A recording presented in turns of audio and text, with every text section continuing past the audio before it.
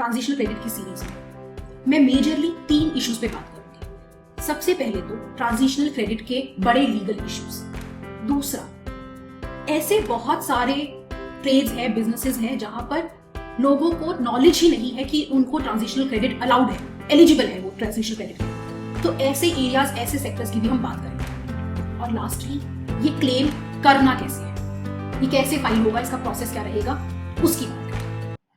Hello everyone, मैं हूं Nidhi Gupta and welcome to my YouTube channel. Initially जब ट्रांजिशनल क्रेडिट के प्रोविजंस आए थे तो उनमें बहुत टेक्निकल ग्लिचेस थे, बहुत दिक्कत आ रही थी, मैटर्स हाई कोर्ट्स तक गए। फाइनली अब ऑनरेबल सुप्रीम कोर्ट के ऑर्डर पर आपको ट्रांजिशनल क्रेडिट क्लेम करने की अपॉर्चुनिटी दोबारा प्रोवाइड करवाई जा रही है। ये पोर्टल 1 अक्टूबर से दोबारा खोल दिया गया है अगले 2 महीने के लिए। तो ये हम एक ट्रांजिशनल क्रेडिट पर सीरीज लेकर आए हैं। जो भी व्यापारी इस ट्रांजिशनल क्रेडिट का बेनिफिट उठाना चाहते हैं, इसे क्लेम करना चाहते हैं, वो ये सीरीज का फायदा उठाएं। मेरे लीगल ओपिनियन में ये एक गोल्डन अपॉर्चुनिटी है। और अगर आपको जरा सा भी डाउट है, आपको लगता है कि आपको ये ट्रांजिशनल क्रेडिट मिलना चाहिए, तो आप डेफिनेटली इसको क्लेम करो। 100% इस अपॉर्चुनिटी का फायदा उठाओ, इसे क्लेम करो। इससे आपका कोई भी एडिशनल नुकसान तो होगा ही नहीं। इसका रीजन मैं आपको अभी बताती हूं। पहली बात तो ये अपॉर्चुनिटी किसके लिए है, कौन कौन एलिजिबल है। जब इनिशियली जब ये प्रोविजन आए थे, तब बेशक आपने ये ट्रांजिशनल क्रेडिट क्लेम किया नहीं किया, फॉर्म भरा नहीं भरा, या टेक्निकल ग्लिच के कारण भर नहीं पाए, या फिर आपने भरा है लेकिन आप उसे रिवाइज करना चाहते हो, और मोस्ट इंपॉर्टेंटली आपने तब क्लेम ही नहीं किया क्योंकि आपको जानकारी ही नहीं थी कि आपको ट्रांजिशनल क्रेडिट मिलने के लिए आप एलिजिबल हो भी कि नहीं। तो आप इनमें से किसी भी कैटेगरी में फॉल करते हो, आप सब इस अपॉर्चुनिटी का फायदा उठाने के लिए एलिजिबल हो। और मेरे लीगल ओपिनियन में आप सबको इस अपॉर्चुनिटी का फायदा उठाना भी चाहिए, यहां पर ये क्रेडिट क्लेम करना भी चाहिए। उसका कारण क्या है? इस बार जब ये पोर्टल खुल रहा है तो इस क्रेडिट क्लेम के प्रोसीजर में एक चेंज आया है। वो चेंज ये है कि अनलाइक बिफोर, पहले की तरह नहीं होगा। अब इस बार जब आप क्रेडिट क्लेम करोगे तो वो क्रेडिट डायरेक्टली आपके इलेक्ट्रॉनिक क्रेडिट लेजर में नहीं आएगा। वो क्रेडिट का पैसा ऑटोमेटिकली आपके पास नहीं आएगा। रादर अब आप क्रेडिट क्लेम करोगे, फिर डिपार्टमेंट के पास 90 दिन का टाइम होगा कि वो आपके क्लेम को स्क्रूटनाइज करे, चेक करे,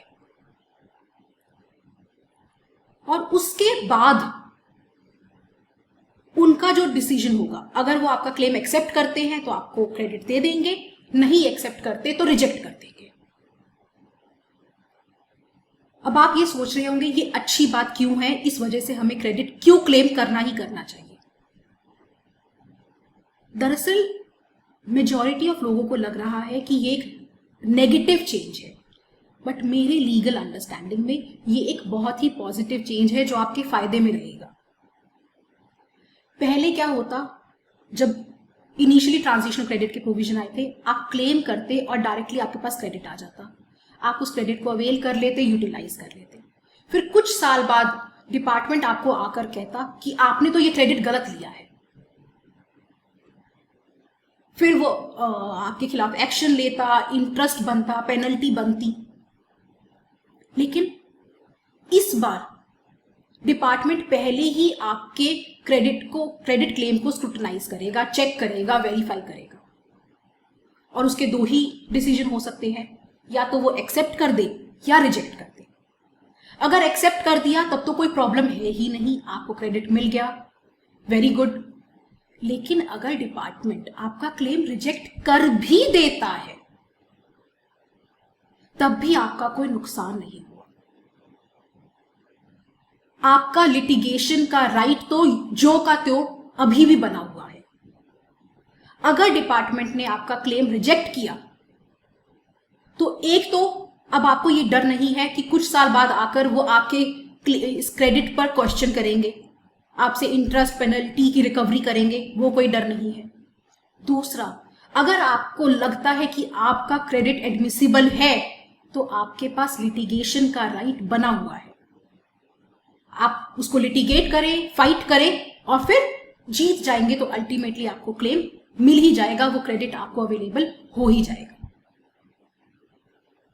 इसलिए मेरा लीगल ओपिनियन यही है, मेरी आप सबको सलाह यही है कि आप लोग इस अपॉर्चुनिटी का फायदा उठाएं। अगर आपको जरा सा भी लगता है कि मुझे क्रेडिट मिलना चाहिए, आप श्योर नहीं हो, तब भी इसका फॉर्म भर दें।